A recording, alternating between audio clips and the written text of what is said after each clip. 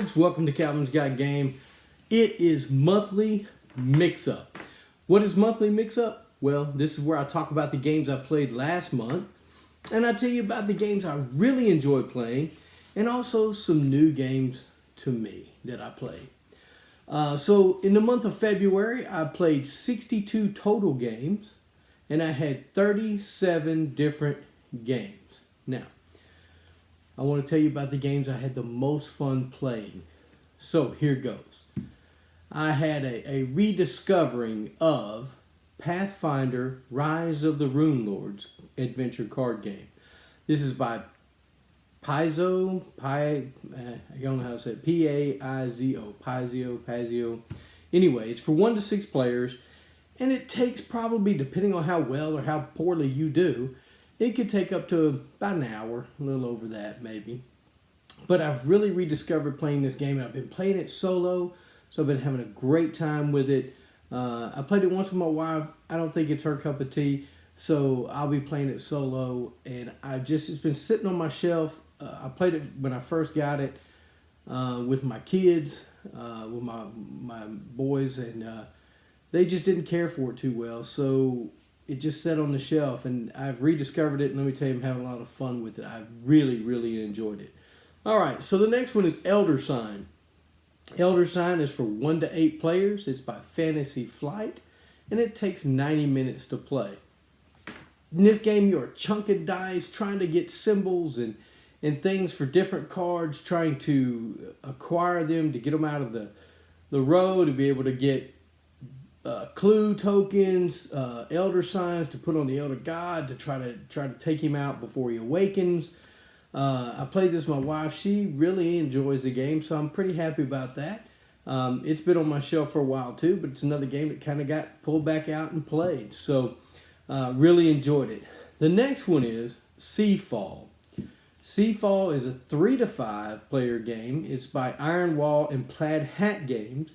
It takes about 2 to 3 hours to play. Now, I asked my game group. And I always call them my game group, but it's Kyle, Josh, Kelly, and Erica. We meet up once a month. A couple of us meet up more than that, but the other ones kind of moved off, so we only get together once a month. And so I asked them if I purchased this game, would they be willing to make that commitment, because it is a legacy game, to play it and see it through. And they all said they would. And they all seem to enjoy the game so far. Let me tell you, I'm having a ball with it. We really enjoyed the prelude. The first game was really good. And at this point, I don't care if I win or lose. It's the experience of playing the legacy game with a group of people or a group of friends that I really enjoy playing games with. So, and it's about the experience. So I'm having a great time with it. Seafall.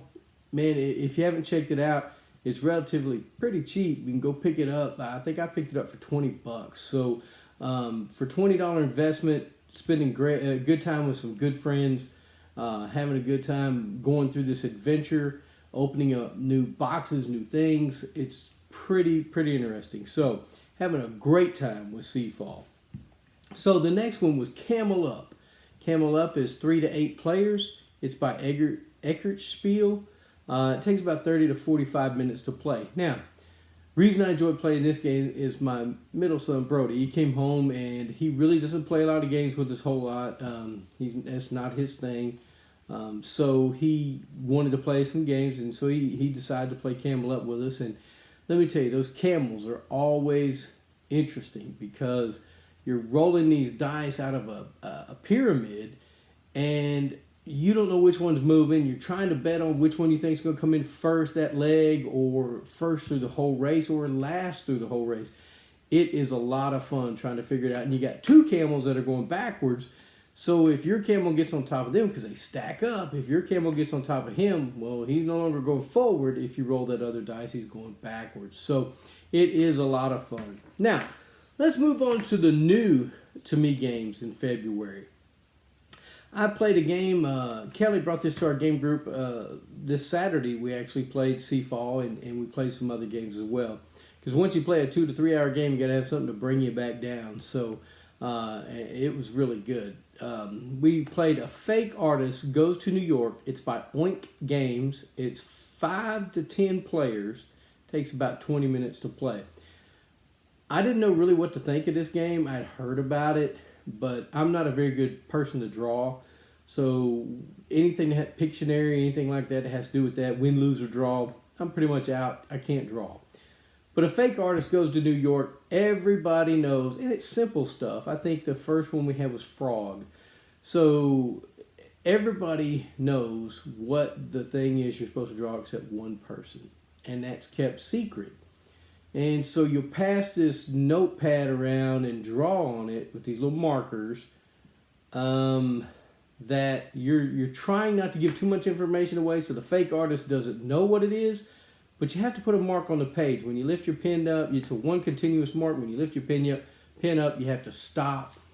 I had a blast with it. I thought it was a lot of fun, and I hope everybody else did too. I think they did. I think our buddy Kyle had a good time because he put an X on everybody's deal and just made the topic an outdoor activity or sport or something. And so we were all drawing, and what was really funny is it kind of come together. But no one really knew what the word was, so we were all just going blind. But he had a great laugh. He had a good time. So, but a fake artist goes to New York, pretty decent. If you hadn't seen it, you can probably pick it up at Target. Then there was Dastardly Dirigibles. Dastardly Dirigibles is a 2 to 5 player game. It takes about 60 minutes to play, and it's by Fireside Games.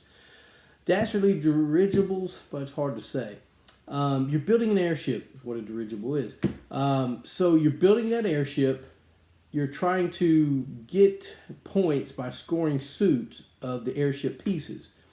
But if you have an airship piece down, somebody plays a piece on their airship, and you have one in your hand, you have to replace the one that you have on your ship with the new one, which could mess up your whole suit thing that you got going on. So it's a pretty interesting game. I kind of like it, and not to mention the airship's pretty when you get done building it. All right, so then there's Arboretum. Arboretum is a 2 to 4 player game. It takes about 30 minutes to play. It's by Renegade Game Studios. Now, Arboretum, I think we played the deluxe edition with some foil cards.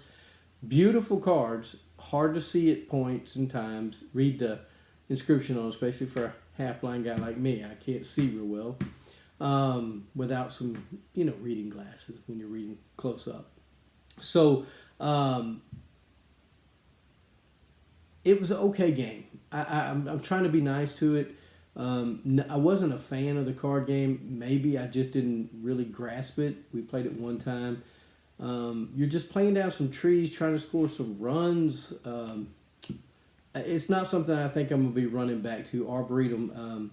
There are people out there like it. I've heard a lot of good things about it. I figured I'd give it a try. Just not my cup of tea. But that's just my opinion, guys, and it doesn't amount to a hill of beans, because if you like playing it, by all means, play it. So then there was Azoo Summer Pavilion. Azoo Summer Pavilion for 2 to 4 players, takes about 30 to 45 minutes to play. It's by Next Moves Games. Now, in the Azoo line, I like the original Azoo, basically because that's what my wife liked to play. We tried the Azul stained glass of Sintra. It was okay. But I think Summer Pavilion was really good. I enjoyed it a lot. I think it's my second favorite in the deal, although it may overtake Azul, the original, at some point, because I did like it that much. Then there's Delve. Delve is a 2 to 4 player game. It's by Indie Boards and Cards. It takes about 60 minutes to play. In Delve, you're placing dungeon tiles, and you have these people that can go out, got brutes and leaders that you're going to put on these tiles or rooms that you're trying to claim once you close the whole room off. It'll have treasures and all kinds of stuff in it. It's a pretty interesting concept. I kind of liked it. I think it's a neat game. Then there's Dragon's Cave. Dragon's Cave is 2 to 4 players. It's a blue-orange game. It's 30 to 45 minutes to play. Now, Dragon's Cave, it's probably a family weight game. You could play it with younger kids. It's almost like a straight line of Candyland. You're going to pick a color, move your person to that color as long as the dragon doesn't catch you. And each turn, someone's going to play the dragon, and you'll put your dragon piece on the place where you think somebody's going to go.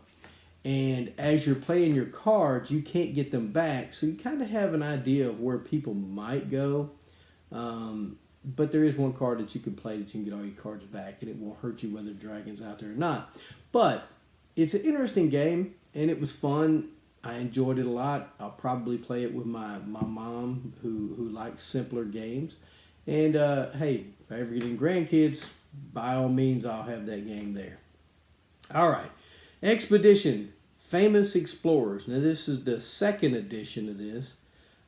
It's by 8th Summit. It's for 2 to 6 players. Takes about 90 minutes to play. Now, I have to say something here. I personally am not a big fan of Ticket to Ride. The Expedition Famous Explorers board game had those route-looking things on the board when we set it up, and I was like, uh-oh, is this going to be a Ticket to Ride type game? Now, I don't really know why I'm not a big fan of Ticket to Ride. I know a lot of people are, and they've made a ton of Ticket to Rides.